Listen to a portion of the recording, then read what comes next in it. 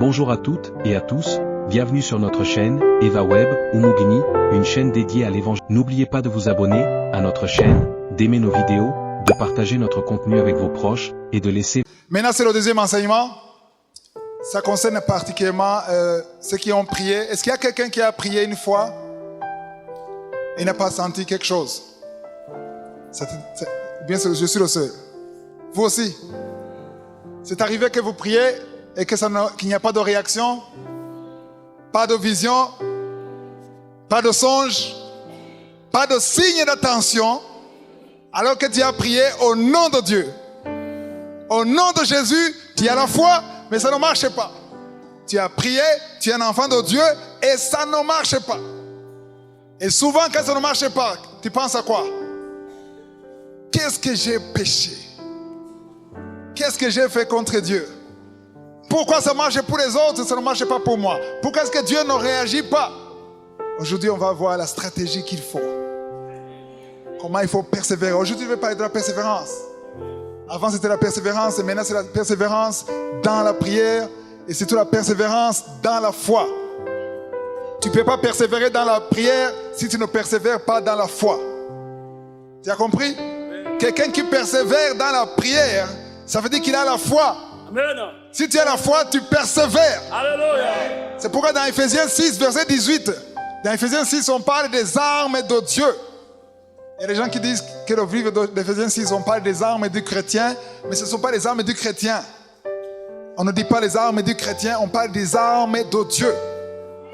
Il y a la ceinture, il y a le casque, il y a l'épée, il y a les chaussures, il y a le bouclier de la foi, verset 16. Et verset 17, on parle de l'épée. Et beaucoup de chrétiens se limitent au verset 17. Mais les armes de Dieu ne s'arrêtent pas au verset 17. Je parle d'Ephésiens 6. C'est comme ça. Il y a des versets que je donne comme ça, c'est pour ça qu'il faut écrire. Amen. Mais le verset 18, il y a une autre arme de Dieu que les enfants de Dieu oublient. Parce qu'on parle seulement de l'épée, des chaussures, mais on oublie le verset 18. On parle de la prière. Et la prière, c'est une arme. On parle de prière, toutes sortes de prières et de supplications. Prière et supplication. On sépare la prière et les supplications. Un jour ici, je vais enseigner sur la supplication.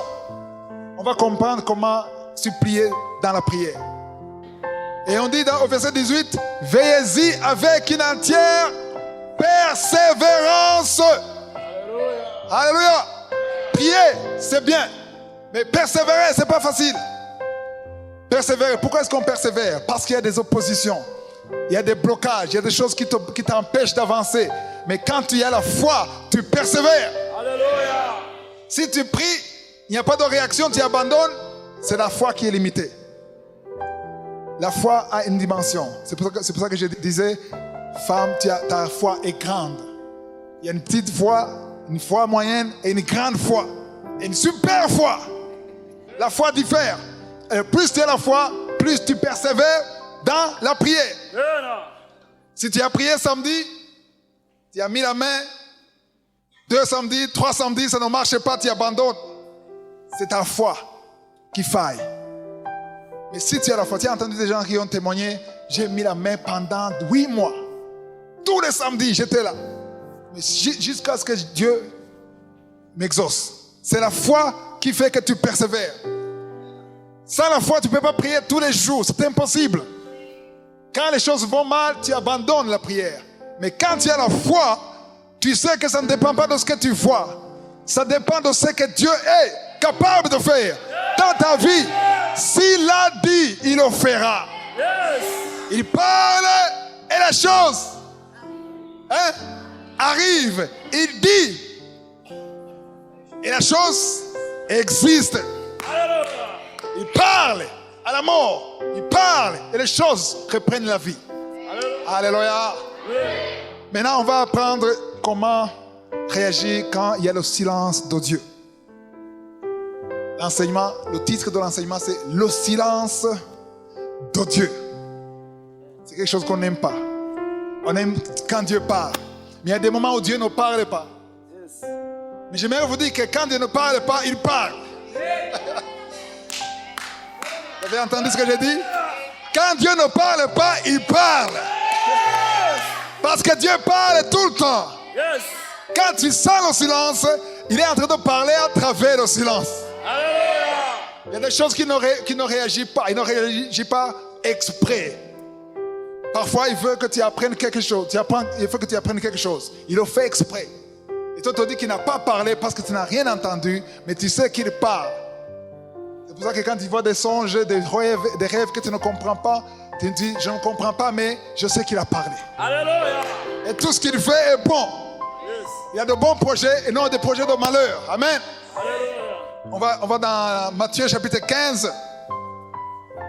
On va voir une femme brave. Amen. Verset 21 à 22. Jésus étant parti. On va rester aujourd'hui dans le chapitre 15. Tout ce qu'on va parler, c'est dans le chapitre 15. Verset 21 à 22. Jésus étant parti de là, se retira dans le territoire de Tyr et de Sidon. Et voici une femme cananéenne qui venait de ces contrées, lui cria: Aie pitié de moi, Seigneur, fils de David. Ma fille est cruellement tourmentée par le démon. Amen. Ici, on a dit qu'une femme, quoi? Juive. Une femme cananéenne. Une femme cananéenne, ça veut dire une femme qui n'est pas juive. Une femme qui n'est pas la fille d'Abraham, d'Isaac et de Jacob. C'est une femme cananéenne. Alors, pour bien comprendre le texte, les Cananéens, quand Jésus est venu, il y a une chose qu'il faut comprendre. Quand Jésus est venu, dans la Bible, quand est-ce qu'on parle du Nouveau Testament? Le Nouveau Testament commence quand? Quand? Matthieu? Oui, quelque part dans Matthieu. Actes des apôtres, c'est le Saint-Esprit. Oui, mais quand est-ce qu'on parle du Nouveau Testament? Parce que quand on parle de testament, là c'est un enseignement profond. Quand on parle de testament, c'est-à-dire alliance. Quand est-ce que la nouvelle alliance a commencé?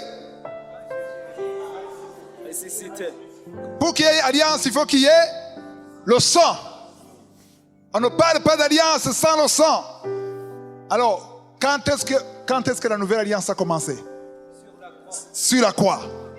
Quand Jésus est mort et ressuscité, c'était le début de la nouvelle alliance. Actes des apôtres, c'est le Saint-Esprit. Mais la nouvelle alliance, c'est quand Jésus est mort et ressuscité. Alléluia. C'était l'accomplissement de tout. C'est quand Jésus a dit, tout est accompli. Alléluia. Quand il a dit tout est accompli, c'était le début de la nouvelle alliance. Mais quand tu lis dans Matthieu chapitre 1, 2, 3, 4 jusqu'à 15, avant d'arriver, je crois 25 ou 26, là où il était sur la croix, tous les chapitres d'avant la croix, ce n'est pas le Nouveau Testament. C'est nouveau pour certains.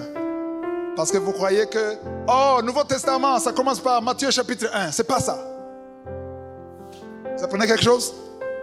La nouvelle alliance, c'est quand Jésus est mort et ressuscité. Parce que quand Jésus est mort et ressuscité, la grâce ne concernait pas seulement les Juifs. Nous, les Burundais, les Congolais, les Rwandais, les Togolais, les Camerounais, ils étaient considérés comme des païens, des étrangers. On n'avait pas part au salut. Le salut était réservé à qui? Aux Juifs. Seulement.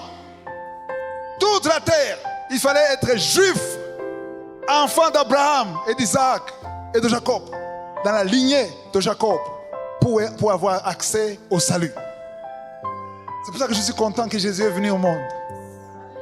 Et c'est pour ça que je suis content que Jésus a été crucifié. Parce qu'il fallait que le sang qui n'a jamais péché coule. Amen. Parfois je vois les gens, surtout les femmes qui regardent Passion de Christ, pleurent. Pourquoi est-ce qu'on a tué comme ça? Et moi quand elle pleure, je dis, il fallait le tuer comme ça pour que je sois sauvé.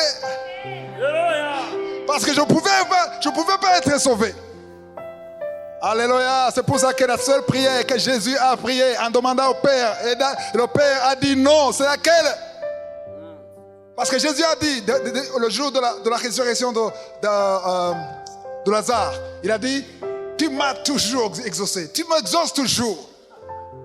Mais un seul jour, Dieu n'a pas exaucé Jésus. Dieu le Père n'a pas exaucé Jésus. Qu'est-ce qu'il a demandé? Il ne voulait pas que le sang coule. Il voulait pas boire la coupe. Hein? Mais heureusement, il a dit, néanmoins, néanmoins, que ta volonté soit faite et non la mienne. Alléluia. Alors pourquoi je vous explique tout ça? C'est pour vous dire que dans l'histoire que nous allons lire, la femme cananéenne n'avait pas droit, non pas seulement au salut, mais pas au miracle aussi, non plus. Elle n'avait pas droit au miracle non plus. Parce que les miracles, quand Jésus, avant la mort de Jésus, Jésus guérissait les enfants d'Israël seulement. Yes. Les païens, les Burundais, les Congolais, les Togolais, les Camerounais, les Gabonais, tout le reste, les Américains, les Français n'avaient pas droit, non seulement au salut, mais n'avaient pas droit au miracle, à la guérison. Et la femme cananéenne, elle vient briser la loi. C'est pour ça que je veux montrer la puissance de la foi. Alléluia. Alléluia. Alléluia. Il y a une puissance que Dieu ne résiste pas. Et parfois, il y a une loi qui peut être brisée exceptionnellement pour toi à cause de la grandeur de ta foi. La femme est venue devant Jésus sachant qu'elle n'a pas droit à la guérison. Elle n'avait pas droit au miracle. Les disciples et les 12, ils savaient très bien que cette femme cananéenne, fille des incirconcis, n'avait pas droit au miracle. Alléluia. Quand tu es désespéré, tu oublies les lois. Les lois n'ont pas de sens. Toi, tu sais ce que tu veux.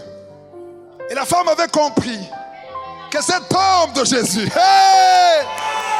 elle avait entendu ce que Jésus a fait. Elle avait entendu les aveugles voir qui ont vu. Elle avait certainement entendu qu'un homme est mort et après 4 jours, il est ressuscité. Elle avait entendu que ceux qui avaient la lèpre retrouvaient la peau, une peau exceptionnelle. Elle avait entendu que rien n'était impossible à cet homme, le fils de David. Alléluia. Elle a dit que si cet homme a pu ressusciter les morts, s'il a pu ouvrir les yeux des aveugles, s'il a pu parler aux paralytiques et qu'il marche, si c'est vrai, alors moi, ma fille qui est malade, même si elle n'a pas droit à ça, je vais étudier la stratégie. Il y a certainement quelque chose. Cet homme n'a pas le droit ou l'autorisation. Je ne suis pas qualifié. Dites qualifié. Qualifié. Tu n'es peut-être pas qualifié pour avoir certaines choses dans ta vie. Tu n'es pas qualifié.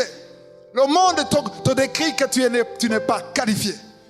Mais il a dit, mais même si je ne suis pas qualifié, tout ce que je sais, cet homme a ce que je veux. Ce qui me manque, il n'y a pas un médecin qui peut le faire. Personne ne peut le faire. C'est comme une maladie incurable. Tu as le sida, tu as le cancer, il n'y a aucun médecin au monde qui peut te guérir. Mais cet homme de Jésus, je sais qu'il a ce que je veux. Le verset 22, tu as lu le verset 22. Alors, maintenant tu vas lire calmement le verset 23. Verset 23. Il ne lui répondit pas un mot. Attends, qui ne répondit pas?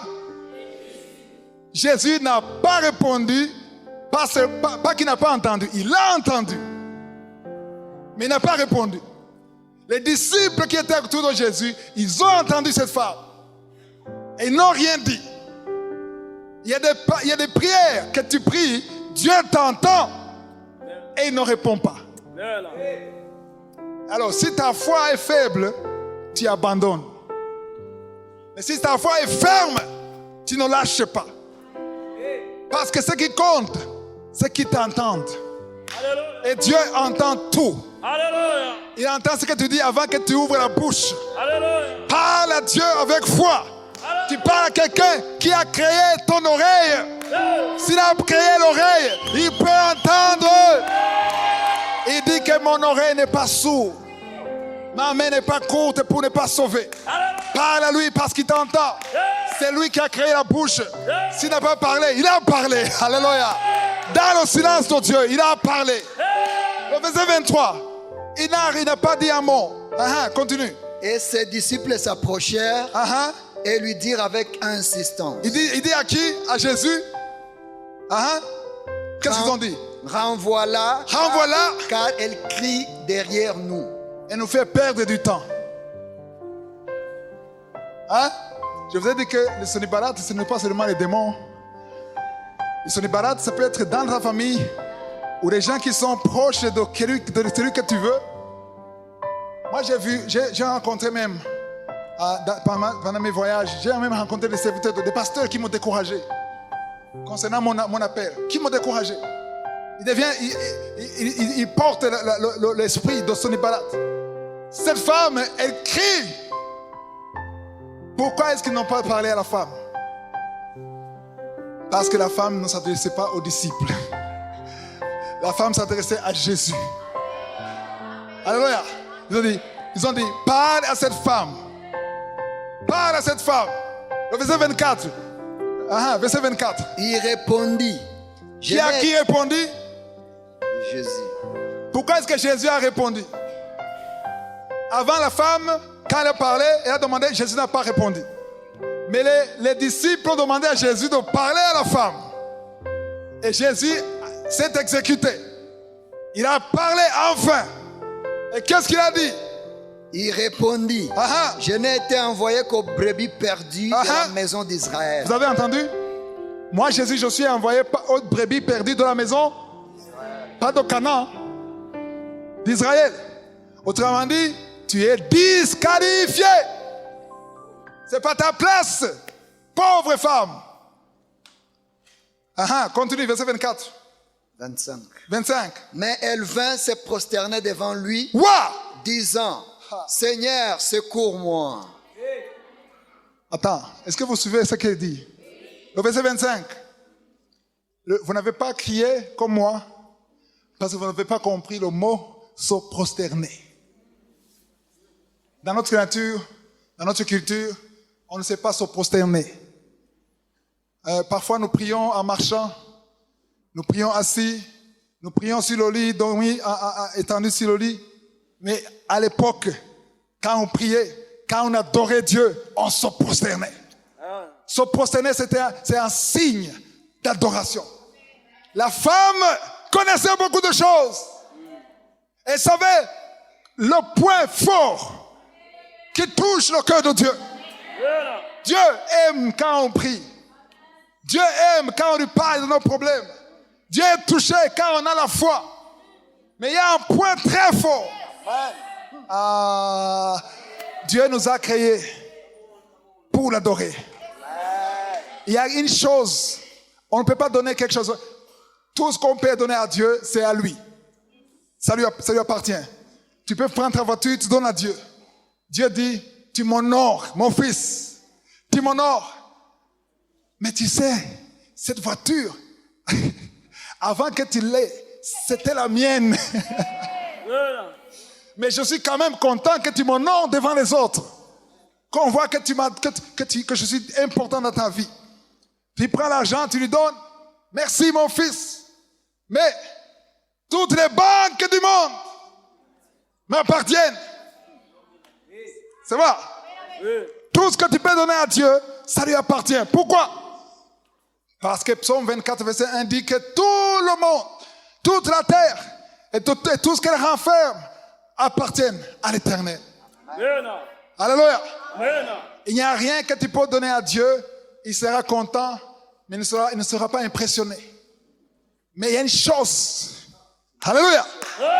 Il y a une chose que Dieu peut seulement avoir de toi ou des anges, mais qu'il ne peut pas avoir de lui-même. Il ne peut pas avoir ça de lui-même. Et c'est pour ça qu'il nous a créés. Alléluia. pour avoir cette chose. Alléluia. Il veut. Alléluia. Il veut un cœur et des lèvres qui confessent son nom. Dieu aime l'adoration. Il aime tellement l'adoration. Psaume 22, verset 3 ou verset 4 dans 8 secondes, qui dit, il siège au milieu, pas à côté, pas tout près, au milieu des louanges des enfants d'Israël. Dieu aime l'adoration. C'est une révélation qui peut changer ta vie. Parce que quand tu sais que Dieu aime l'adoration et qu'il y a beaucoup de choses que tu veux de lui, il ne faut pas aller dans l'esprit de manipulation. Tu dis, ah, finalement, il aime l'adoration. Je vais le corrompre avec l'adoration. Ça, c'est pas l'adoration. L'adoration, c'est comprendre. C'est être dans la révélation. Lui parler de ce qu'il est. Lui parler de son nom. Confesser son nom. L'adoration, c'est pas toujours encourageant. Parfois, c'est encourageant. Parfois, tu n'as pas envie d'adorer. J'ai compris que même si je n'ai pas envie d'adorer, j'adore quand même. Il y a des moments où je me lève le matin, je vais dans la prière, mon corps ne veut pas. Dépendamment de la vie, des choses qui se sont passées la veille ou toute la semaine, je n'ai pas envie, je n'ai pas le moral. Mais j'ai déjà eu la révélation de ce que c'est l'adoration. J'ai déjà décidé dans mon âme et dans mon esprit que je n'ai pas à attendre les émotions me guider dans l'adoration. L'adoration, c'est une révélation. Tu adores Dieu parce que c'est le meilleur moyen de t'approcher de Dieu. C'est le meilleur moyen de t'approcher de Dieu. Et j'aime beaucoup le verset 25. Le verset 25, elle vient se prosterner devant lui, disant, Seigneur, secours-moi. Avant, Jésus s'adressait à qui? Aux disciples. Amen. Parce qu'il ne voulait même pas parler à cette étrangère. Mais, dites mais, après l'adoration, la bouche de Jésus, le silence a été brisé. L'adoration brise le silence de Dieu. Oh, non, vous ne comprenez pas. L'adoration, je le répète, l'adoration brise le silence de Dieu. L'adoration pousse Dieu de faire quelque chose. Même s'il ne fait pas ce que tu veux, mais il va réagir quand même. Parce que Dieu ne résiste pas à l'adoration. L'adoration, ça touche le cœur de Dieu. Alléluia. Cette femme avait compris la révélation de l'adoration.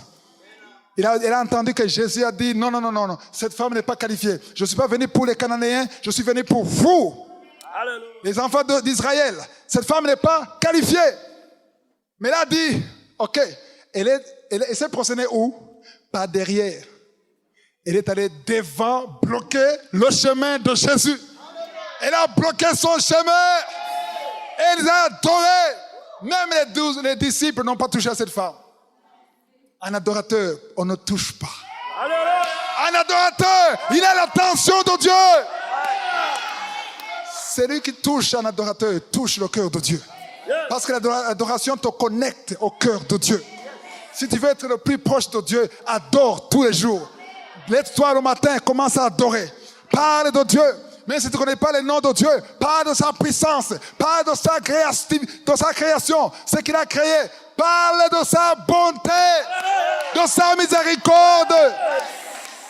Dis-lui qu'il est au-dessus de tout. Tu vas me dire, je lui ai dit ça depuis des semaines. Il a déjà entendu. Il est habitué à mes paroles, de lui dire qu'il est grand, qu'il est puissant. Le diable va te dire, il a déjà compris ce que tu dis. Mais je vais demander aux filles et aux femmes qui sont ici, quand est-ce que tu es fatigué des compliments? Tu n'en veux plus, je ne veux plus de compliments. Je suis fatigué. Tu dis à ton mari, tu m'as toujours dit que je suis belle. Et maintenant je le sais, ne le répète pas. Est-ce que c'est ça? Est-ce que tu vas te fatiguer de ça? Qui te dit qui t'aime, tu vas te fatiguer? Si te dit le matin, le lundi, nous sommes quel jour? Dimanche, te dit, chérie, tu es belle. Merci. Est-ce que c'est ma chérie qui a dit merci?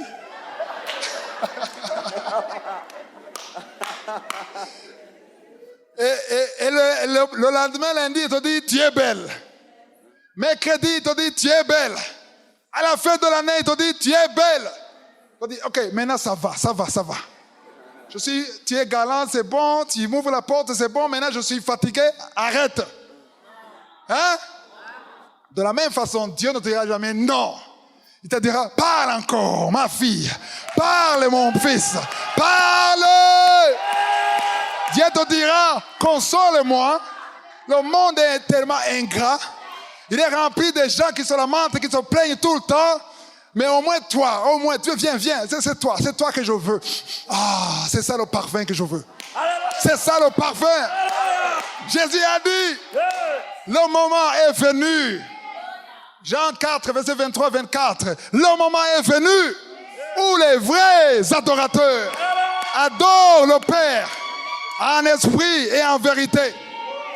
Et le passage termine en disant, ce sont là les adorateurs que le Père demande. D'autres versions disent, ce sont là les adorateurs que le Père cherche. Au moment où je vous parle, le Père éternel, il est en train de chercher les adorateurs.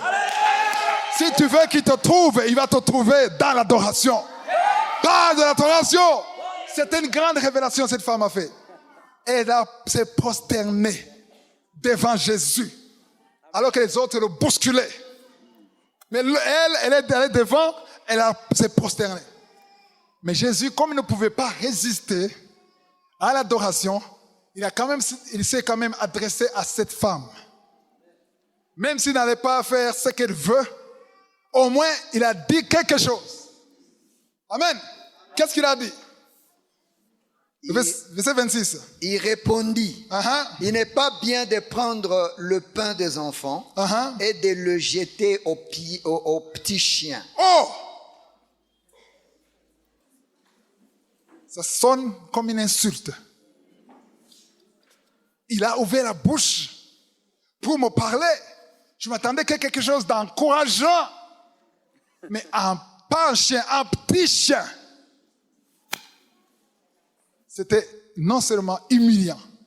C'était humiliant devant tous ces juifs qui étaient là. Surtout les 12 qui disaient, elle nous dérange. Je suis sûr qu'entre eux, ils commençaient à dire, ce petit chien nous dérange. C'est vexant. C'est humiliant. Si tu vas voir quelqu'un pour lui demander du travail, tu dis, tu sais quoi? Tu es un petit chien. Qu'est-ce que tu vas lui dire? Tu vas enlever les gants. Maintenant, oublions les respects maintenant. Tu peux garder ton travail, mais tu dois dire que je suis un chien. Ceux qui n'ont pas la foi, ils se découragent et ils sont facilement blessés et découragés. Pourquoi est-ce que Dieu ne me répond pas? Pourquoi? Mais cette femme, tellement elle avait besoin d'un miracle, que être un chien, c'était un petit jeu. J'accepte d'être un chien pourvu que j'ai ce que je veux. Quand tu es facilement blessé, tu es encore limité. Il y a un niveau de désespoir où les choses d'être blessé, je suis humilié, tu t'en fous. Que les gens se moquent de toi, ce n'est pas ton problème. Toi, tu sais ce que tu veux. Ils se moquent de toi, ce n'est pas ton problème. C'est pour ça que j'ai beaucoup aimé les gens qui sont venus danser ici. Parce qu'ils ont l'esprit de David. David disait, je m'en fous d'être un roi. Je suis devant Dieu. Je danse. Et même les habits tombent. Le sous-vêtement est là. Et la femme dans la fenêtre, c'est pas possible. Oh non, il me cause la honte. Comment? Un roi, il peut danser presque nu. Et David a vu sa femme contrariée. Il a dit, femme, tu oublies une chose. Tu sais pourquoi je danse? Je danse pour mon Dieu qui a pris le trône, qui a retiré ton père et qui me l'a donné. C'est pour lui que je danse. Et la Bible dit que cette femme, Dieu n'a pas aimé, elle était maudite et n'a jamais eu d'enfant. Parce que Dieu était touché par le cœur de David. Le cœur qui oublie les hommes. Je m'en fous. Je dois crier pour mon Dieu. Je dois adorer mon Dieu. C'est lui qui a ma vie. La puissance et la force dans sa puissante main. Et cette femme, quand on lui a dit que c'était un petit chien, qu'est-ce qu'elle a répondu? Parce que le verset 27. Oui, Seigneur. Oh, attends. Qu'est-ce qu'elle a dit? Oui, Seigneur. Répète. Oui, Seigneur. Répète. Oui, Seigneur. Entre oui et Seigneur, je vais interpréter. Oui, je suis un petit chien, Seigneur.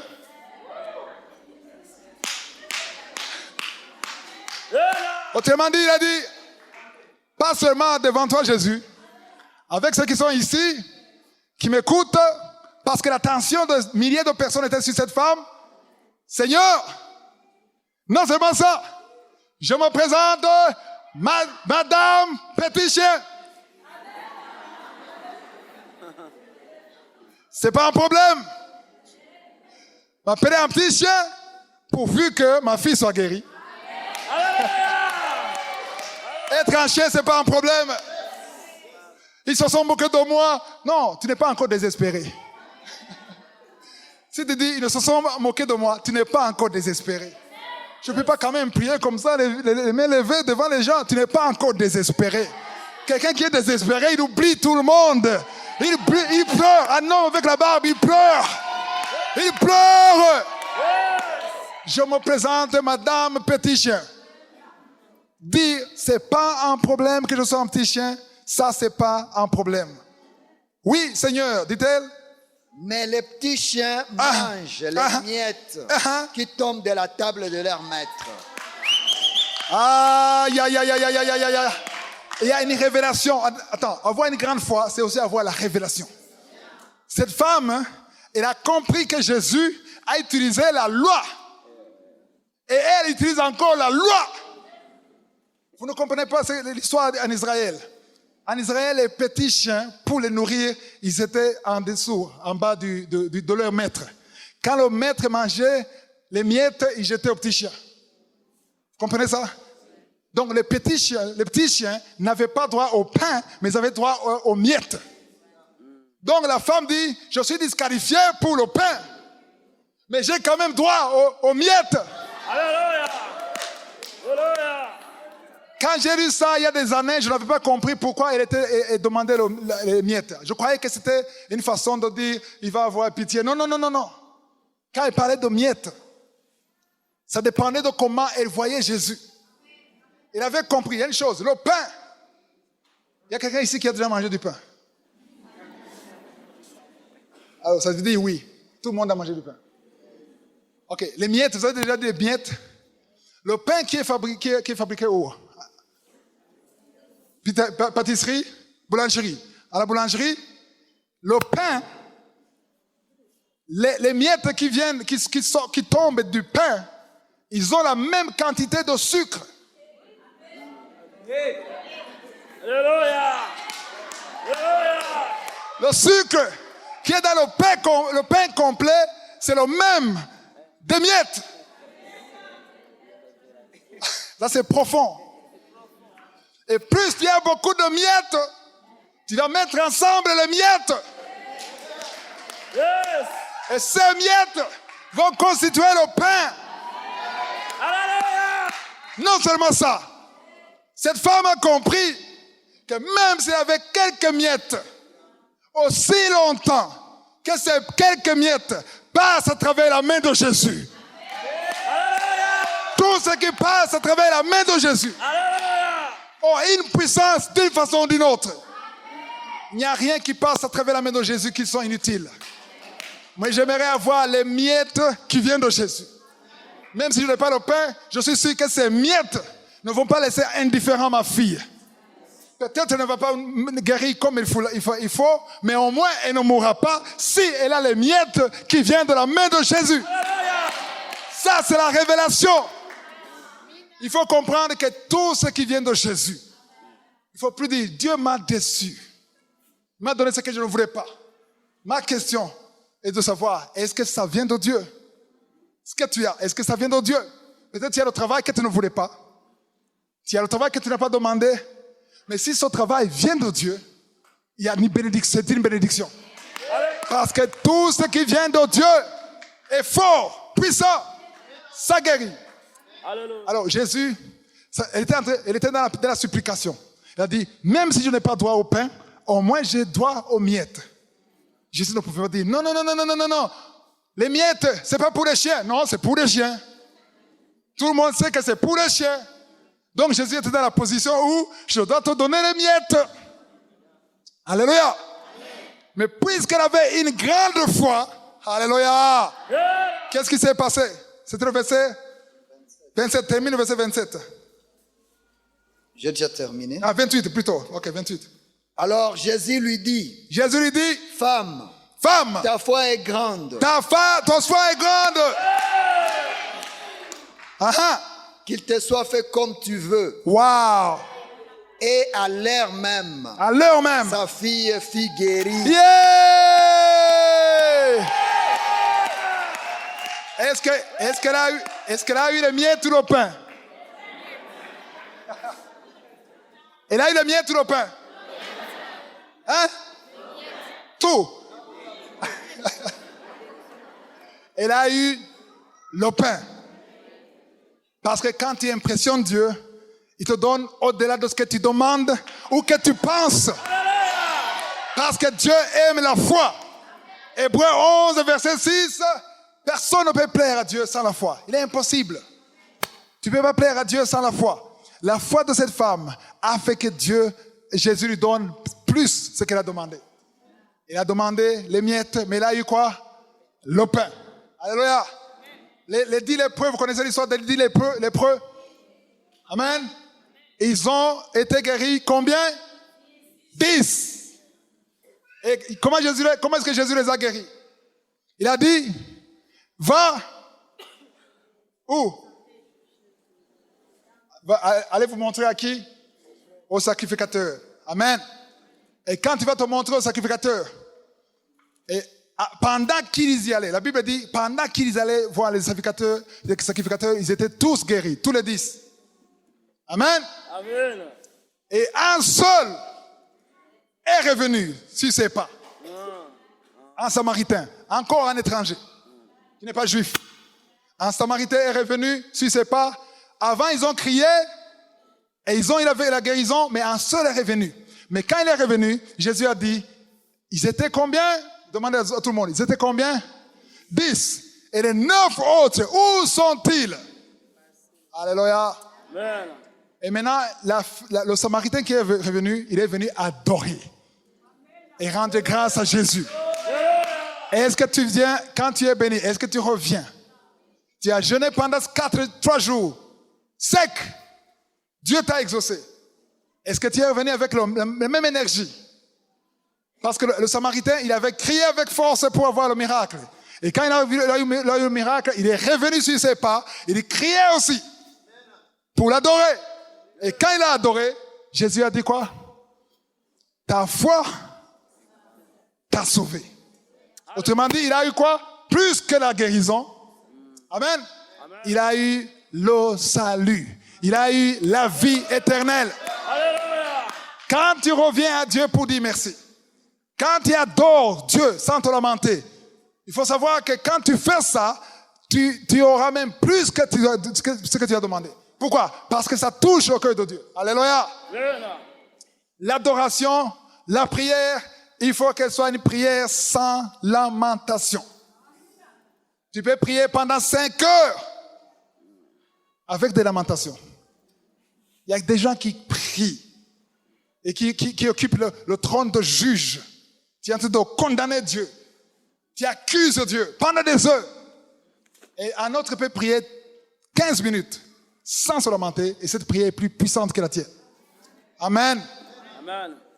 Quand j'ai eu la révélation de cet enseignement, Dieu m'a montré une image que j'aimerais aussi partager avec vous.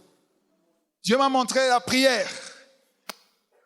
une prière, une bonne prière, qui contient les lamentations, j'ai vu une vision.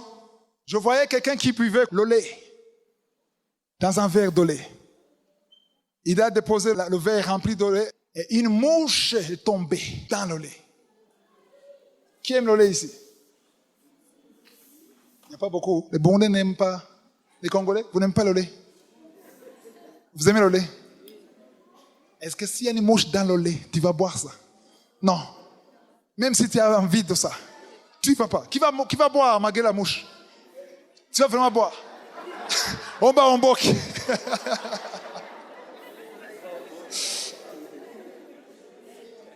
Je veux dire que... Ok, c'est toi qui vas boire le lait, malgré la mouche. Ok, je vais te poser une question. Est-ce que tu sais où est-ce que la mouche a pu passer? Tu as l'idée? Tu n'as pas l'idée? Chez vous, vous n'avez pas de mouches. Les mouches vont dans un endroit mauvais, qui sent mauvais. Je ne vais pas citer le nom. Et cette mouche vient de là, elle vient dans le lait, boum, tu vas boire. C'est un kamikaze. 90% des personnes qui sont ici, qui me voient sur Internet, ils ne vont pas boire le lait s'il y a une mouche. Mais moi, je ne peux pas boire ce lait. C'est une perte. Et dans la vision, je voyais que quand tu te lamentes, c'est une mouche qui tombe dans le lait. Le lait que Dieu veut boire. Et dans la vision, je voyais que comme tu ne peux pas boire, moi non plus, je ne veux pas ce lait. Dieu n'est pas content quand tu te lamentes, quand tu l'accuses. Toute l'adoration que tu fais, ça n'a pas de valeur. C'est pour ça, quand tu viens devant Dieu, il ne faut jamais, jamais, jamais accuser Dieu. Il ne faut jamais demander à Dieu, lui donner la demande d'explication. Dieu n'a pas besoin de s'expliquer devant toi. Parce que quand tu demandes à Dieu de s'expliquer, tu lui enlèves la souveraineté. Et quand Dieu n'a plus la souveraineté, il n'est plus Dieu. Waouh! Tu peux lui demander de te donner la lumière, comme un père. Mais ne dis pas, non, explique-moi, j'ai fait ce que tu m'as demandé. Tu dois m'expliquer. Là, qui est Dieu entre vous deux? Et ça, les gens ne s'en rendent pas compte. Il y a des choses qui sont bloquées. Il y a un silence que toi-même tu as provoqué. Non seulement tu provoques un silence, mais tu provoques la colère de Dieu. Aujourd'hui, on ne parle plus de la colère de Dieu. La colère de Dieu existe. Yes. Alléluia. Amen. Cette femme a eu la grâce parce qu'elle a manifesté la foi qui dépasse même les Juifs. Elle a compris. C'est comme le centenier romain. Jésus a dit, même en Israël, je n'ai pas vu la foi de cet homme. Parce que cet homme, il avait compris l'autorité de Dieu. Il a dit, je suis un militaire, j'ai des militaires, des subalternes, qui sont des officiers, qui sont des sous-officiers, qui exécutent mes ordres. Et le centenier a dit, je dis à gauche. Ils ne vont pas à droite, ils vont à gauche. Je dis stop, ils s'arrêtent. Waouh! Il a dit, tu n'as pas besoin de marcher, de perdre ton temps, de venir voir mon serviteur. Toi, comme moi je connais l'autorité que j'ai compris que toi aussi, tu as des anges, des anges qui peuvent être partout, qui peuvent être là-bas, voir mon serviteur, et il sera guéri. Alléluia. Le centenier a dit, tout ce que je veux, dis seulement. Alléluia. Dis seulement. Un mot. Alléluia. Et mon serviteur sera guéri. Amen. Et finalement, ils ont trouvé qu'au même moment qu'il était avec Jésus, le serviteur était guéri. Alléluia. Parce qu'il avait la foi. Alléluia. Et il faut avoir la foi que tout est possible. Il faut avoir la foi que Dieu peut faire l'impossible. Mais la foi positive, c'est pas la foi de forcer à Dieu de faire ce que tu veux. Parle de ce que tu veux. Dis-lui ce que tu veux. Mais attends-toi à ce qu'il fasse ce que lui veut. Dieu est tellement touché quand tu veux qu'il fasse ce que toi tu veux. Amen. Mais il y a des choses que tu sais exactement que c'est la volonté de Dieu. Quand il y a une femme qui est ivrogne ou un mari qui est ivrogne, il ne faut pas demander à Dieu, est-ce que c'est ta volonté qu'il quitte l'ivrognerie? Ne demande pas si c'est sa volonté. Parce que Dieu ne veut pas qu'il soit ivrogne. Dieu veut qu'il soit sauvé. Dieu veut qu'il soit rempli du Saint-Esprit. Tu le sais déjà. Et qu'est-ce que tu vas faire? Tu vas confesser, déclarer ce que Dieu veut, parce que tu le sais déjà. Alléluia. Et quand tu as déjà demandé quelque chose qui est conforme à la volonté de Dieu, tu sais que tu possèdes la chose. C'est pourquoi dans Marc 11, 24, quand tout ce qu'on demande dans la foi, croyons que nous l'avons reçu et nous le verrons s'accomplir. Parce que c'est déjà fait. Ce qui est avec moi au premier enseignement, j'ai dit que c'est déjà fait dans le monde invisible. Et quand on prie, il faut que ce soit réalisé dans le monde visible. Amen. Amen. Alors maintenant, qu'est-ce qu'on a appris ici? On a appris que même s'il y a des choses qui sont pas favorables, la situation qui n'est pas favorable, il y a la loi qui est contre nous. Amen. Si tu as 7 fois, tu pourras avoir un travail qui n'est pas conforme à ta qualification. Tu pourras avoir la vie qui n'est pas conforme à ton niveau de vie, à ta famille. Alléluia. Les gens se limitent sur le standard de leur famille, le standard de leur vie, de leur pays. Amen. Quand tu comprends que tu es un pèlerin ici sur la terre, tu es l'ambassadeur de Jésus. Alléluia. Ça veut dire que tu ne dépends pas de son pays. Yes. Je ne parle pas seulement de son pays. Même ceux qui sont en Europe, même ceux qui sont en Afrique, partout où vous êtes, en Asie, là où vous êtes sur les papiers, vous êtes les citoyens de son pays. Alléluia. Mais spirituellement, votre cité n'est pas ici. Votre cité, c'est au ciel. Alléluia. Vous êtes ici comme des ambassadeurs. Alléluia. Vous représentez le roi des rois, Alléluia. le Seigneur des seigneurs. Vous êtes ici pour le représenter, pour le déclarer sa gloire, sa puissance. Alléluia. Et si vous êtes dépendant de celui qui a créé le ciel et la terre, ça veut dire que vous dépendez de lui dans tous les domaines. Vous dépendez de lui financièrement. Vous dépendez de lui spirituellement. Vous dépendez de lui physiquement. Quand ça ne marche pas dans ta poche, tu dis, je suis citoyen du ciel. La provision, ma provision vient du ciel. Et Dieu te donnera la faveur. Dieu te donnera l'intelligence. Dieu te donnera les gens qui te soutiennent. Si tu as la foi. Amen. Parce que les gens qui te bloquent, les gens qui bloquent ta voie, souvent ils sont envoyés par le diable.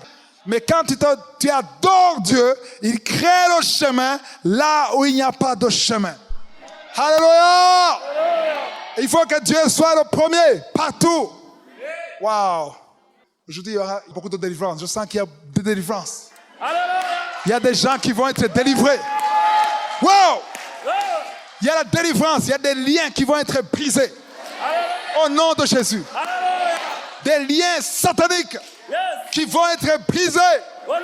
Souvent, on n'a pas la foi parce qu'il y a des liens. Tu es peut-être sauvé, tu es né de nouveau. Mais il y a des liens, tu es né avec ça. Il faut que ce soit brisé. Au nom de Jésus. Tu fais des choses, ça ne marche pas, tu ne comprends pas pourquoi. Parce qu'il y a quelque chose qui est très fort dans la Bible, dans la parole de Dieu. Si tu lis toute la Bible, il y a quelque chose qu'on appelle sacrifice.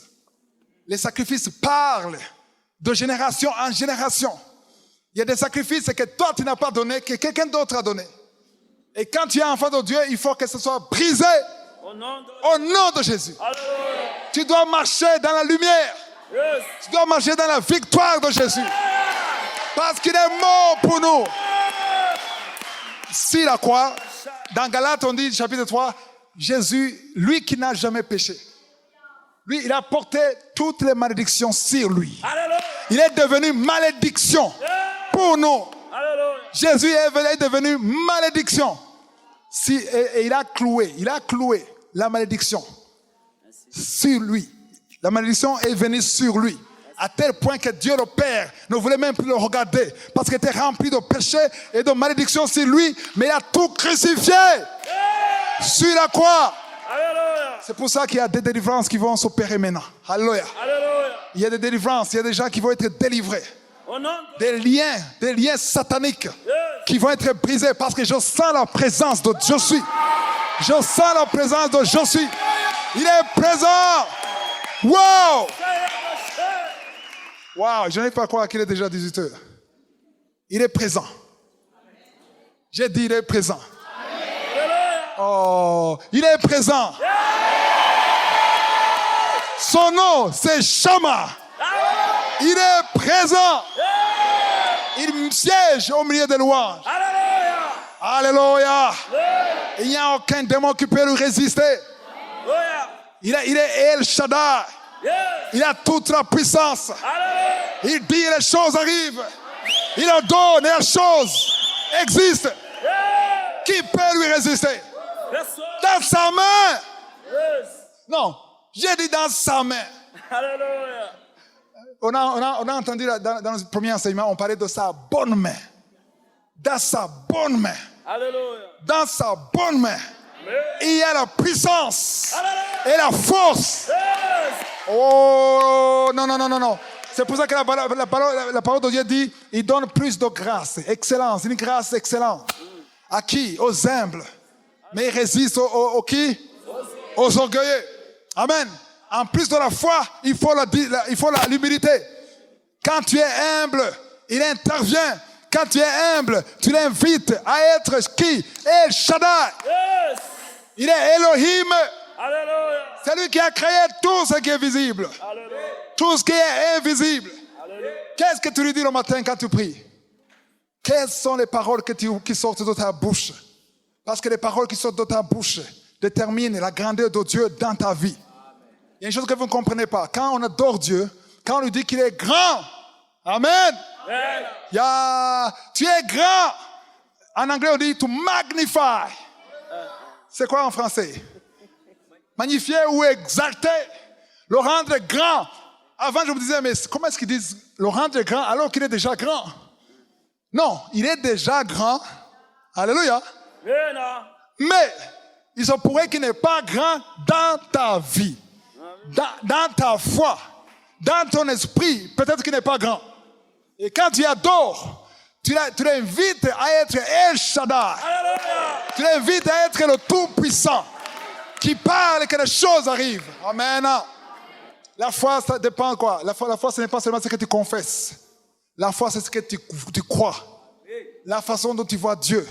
Si tu le vois quelqu'un qui est au-dessus de tout. Quelqu'un qui existe depuis quand? Depuis quand? Éternel. De quoi? Éternellement. L'éternité. Est-ce que vous avez essayé de penser quand est-ce que Dieu a commencé à exister? Dans le passé éternel. Jamais.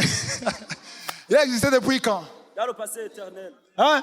Dans le passé éternel. Dans le passé éternel. Dieu est l'alpha et l'oméga. Amen. Amen. L'alpha et l'oméga, ça veut dire quoi? Éternité. Alléluia. Il n'a pas de commencement. Alléluia. Vous avez existé dans la pensée de Dieu avant que Adam et Ève soient créés. Avant que ton arrière-grand-père soit né, Dieu te connaissait. Dieu te connaissait. Avant que Ève... Je ne sais pas comment vous priez. Quand vous priez, quand vous parlez à Dieu. Parfois, je parle à Dieu et je suis assis, je me lève. Je commence à admirer comment tu as créé le soleil. Tu as parlé et les étoiles, toutes les galaxies, tu as parlé. À partir de quoi? De la terre, de la poussière.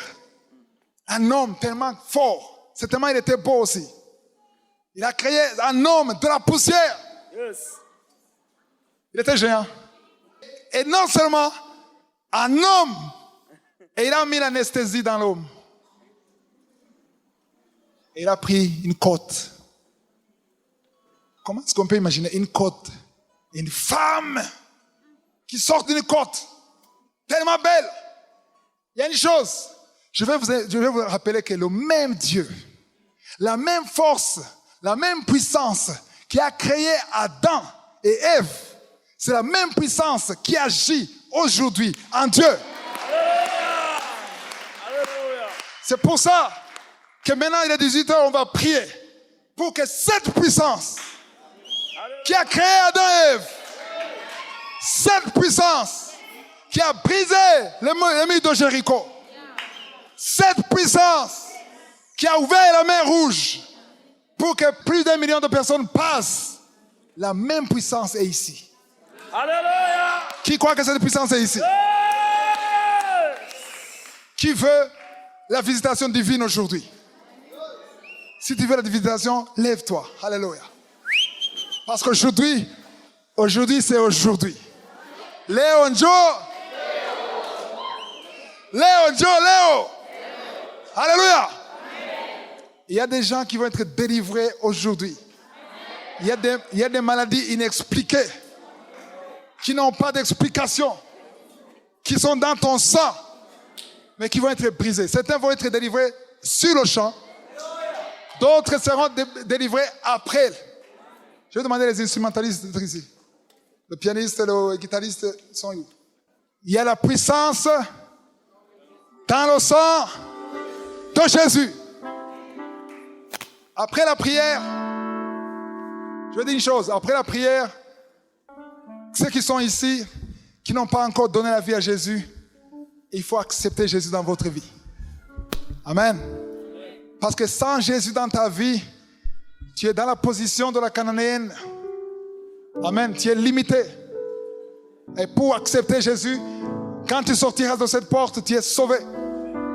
Ceux qui me suivent sur Internet, après la vidéo, il y aura un téléphone de Kanguka. Appelez sur WhatsApp.